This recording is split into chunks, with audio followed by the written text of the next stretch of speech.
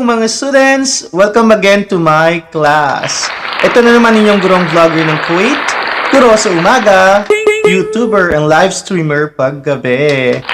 And today, my students in my reading and writing skills class will discuss to us about evaluating written text by analyzing claims. So please check this out. Hello everyone, my name is Monica Cordova and I am part of Group 2 of Reading and Writing Skills. For today, my group and I will be interpreting our current topic, that is analyzing claims, and I will be explaining the definition of claims and assumption.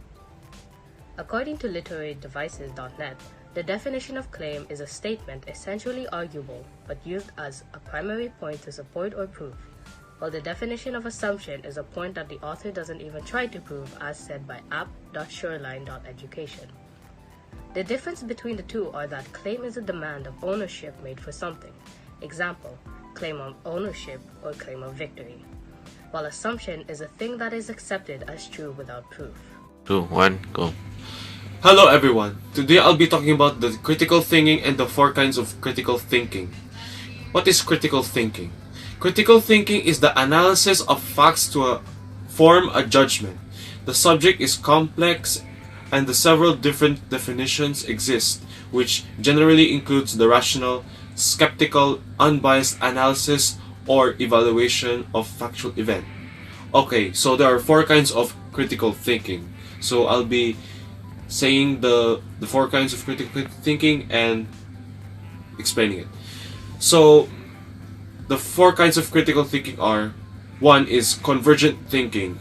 It's the process of coming up with the best answers to a question of using our memory resource around us or logic.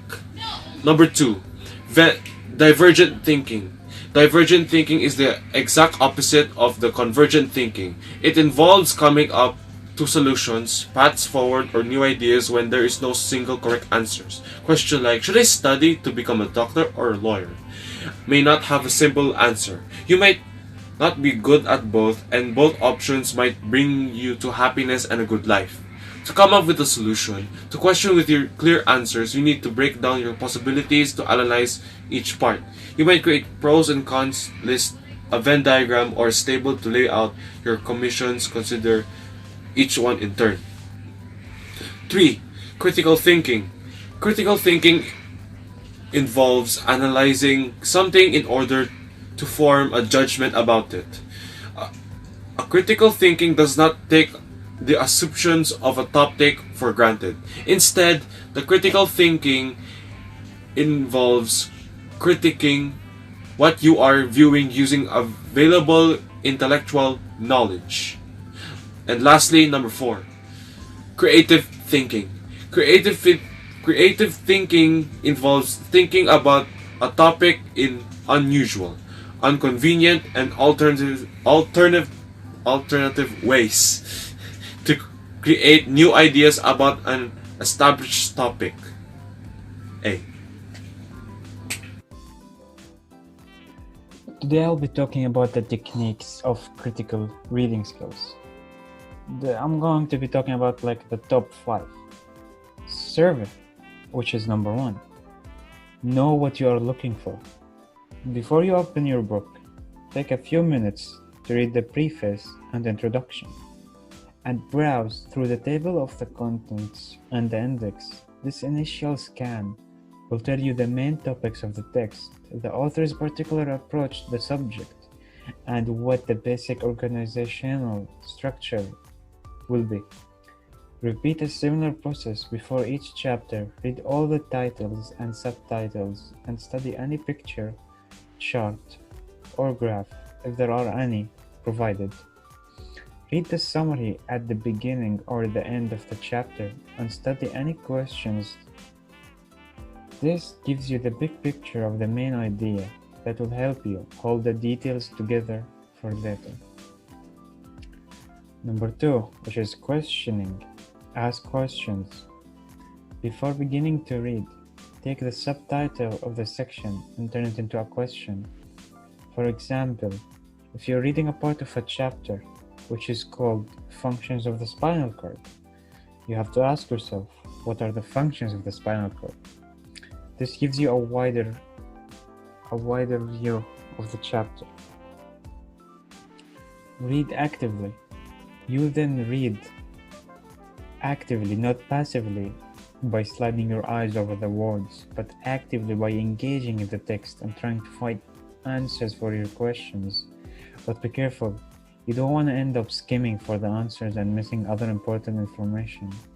And if you don't know the meaning of skimming, it is to read rapidly in order to get a general overview of the topic or to find your desired answer. Number 4, respond to your own questions. Don't just make up questions and then ignore them and like you can't find the answers or give up. Once you have read the section, close the textbook and answer your questions either orally or on paper in your own words. Try to answer the questions that you saw or created and create a general summary of what you understood. Record key concepts, which is number 5. Once you understand the material and can summarize it in your own words, you need to record the information in some way. By highlighting, making marks in the notes, find the method that works best for you and stick to it. It's critical to read and understand the material first, then go back and record it so you can review it. And remember, where there's a lot of factual material, a regular review period can be incredibly effective strategy for retaining information. That was all I had. These are the top 5 techniques for critical reading skills. I hope you understood something. Thank you for listening. Okay, so I'll be talking about quoting, outlining, and questioning the text. So first of all, what is quoting? Quoting is repeating or copying the words from the text, speech, written, or spoken by another person. Quoting is the copying of a selection from someone else's work, phrasing it exactly how it was originally written, but like say in quotations, which are the little lines on the side, and you have to like tell who said that. So basically, quote unquote, let's not go there, said by certain person. Outlining, on the other hand, is the drawing of a trace of a definition of the outer edge of space. So outlining tool is used to organize the written ideas about a topic, or this is into a logic order. Outlining arranges major topics, subtopics, and supporting details. The writer uses outlining while writing their paper in order to know which topic is covered in the paper.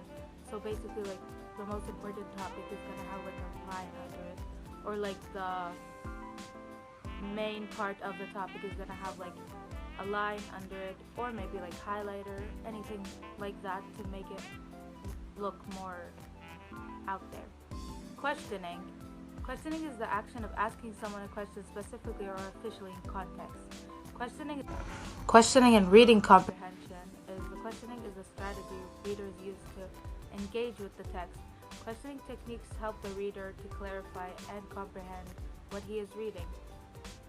Struggling readers tend to not ask too many questions for themselves or the text that they're reading. Good day to everyone. I hope everyone's doing great. So today I'll be talking about the types of claims and how they are connected into a topic. Mainly, there are 3 types of claims, which are claim of fact, claims of value, and lastly, claim of policy. Firstly, I'll be talking about claims of fact. They are pieces of important information which come from reliable and legitimate sources. Example of a claim of fact is cancer is a common disease, but it's not contagious. And the Philippine eagle is critically endangered species. All of these claims that I have stated are based on data which can be accessible. Next is claims of value. Claims of value make a judgment they express approval or disapproval, attempting to prove that some action, belief, or condition is right or wrong, good or bad. Examples are that smoking can be bad for our health. We could already tell that this is example of claim of value, since it's either good or bad and it's highly debatable for some people.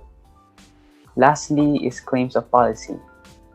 Here in claims of policy, it argues that certain conditions must exist or that something should or should not be done in order to solve a problem. Here's an example in order to fully understand it. The example is the age at which people can get a driver's license must be raised to 18. So I think that's it for our group. I hope everyone fully understand it, and I hope everyone have a great day. Ayan mga students, you have heard the different point of views of my students.